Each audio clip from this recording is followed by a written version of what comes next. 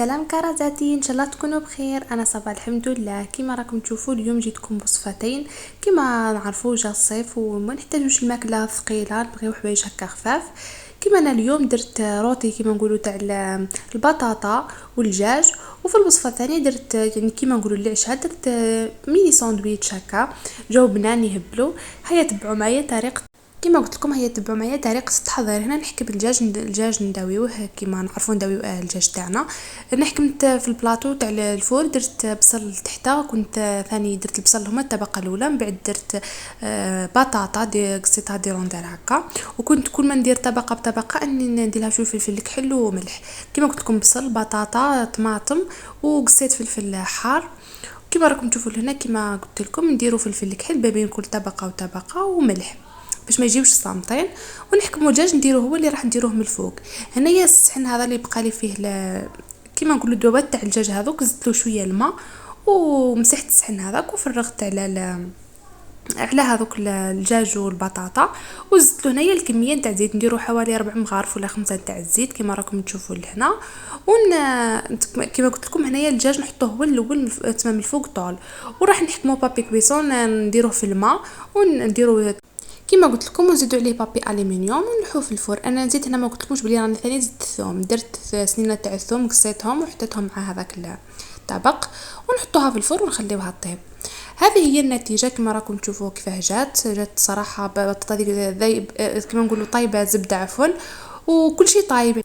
وهذا هو الطبق، ناكله بالصحه والهنا ان شاء الله. نرجعوا للوصفه الثانيه. كنت راح ندير ميني ساندويتش كما راكم تشوفوا، حضرت كلش. كنت حضرت فيونداشي، درت الكميه تاع فيونداشي، البصل، المعدنوس، الثوم. هنا كنت الفريت ثاني قصيتها وحطيتها في الماء، وجدت سلطه غسلتها نقيتها ودرتها ثاني في هذه كما نقولوا الرحايه تاعها اللي تصفيها من الماء. انا حكمت صحن درت فيه الفيونداشي، قصيت له هذاك البصل، درت له المعدنوس ودرت له الثوم، وجيت هنايا داويته درت له شويه فلفل كحل. انا عاودت الفيونداشي عاودت رحيته فلاش بار، زيدوا انتم ولا انتم كما تحبون تعاود ترحيتو مع هذاك البصل.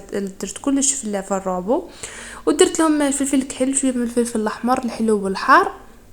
درت ثاني الملح، درت الملح، درت شويه كميه قليله، درت شويه الكزبر، درت شويه من تاع راس الحانوت كما قلت لكم لهنا. انا ثاني زدت لهم لي سيبيس تاع اللحم هذو، كانوا عندي سيتهم قلت نسيهم صراحه، زادوا مدوا البنه. درت له هنايا ثوم بودره، درت زنجبيل، يعني دوبت كامل اللي عندي درت منهم كامل شوي شوي شوي باش هذاك نداوي الدجاج هذاك عفوا اللحم هذاك. هنا على جنب كنت نقلي في الفريت كما راكم تشوفوا. كما قلت لكم ثاني انا استخدمت كامل لي زيبيس اللي عندي باش نمد باش كما نقولوا يداوى هذاك اللحم مليح. كما راكم تشوفوا هنا زدت الكزبر، وهذه هي تما لازم نداويوه. وهنايا كنت زدت الزيت باش كما نقولوا نعجنوا ونلموا بهذه الطريقه كما راكم تشوفوا هنا كيف راني نستعمل فيها. وانا حكمت هنايا درت كما خبيزات، وانا ما قليتهمش في الزيت. كنت هنايا استعملت الزبده، درت الزبده في المقله ودرتهم على شكل خبيزات هكا وقليتهم. صراحه جاوا بنان يهبلوا كما راكم تشوفوا لهنا. وكنت على جنب ثاني كما قلت لكم نقلي في الفريت بحاجه باينه لي ساندويتش لازم يرافقوا معاهم لي فريت. هنايا كنت جبت هذا الخبز جاي شغل ميني جاي صغير هكا. هنا كنت جبت كامل الحوايج اللي راح نستعملهم في هذا الساندويتش كما راكم تشوفوا لهنا.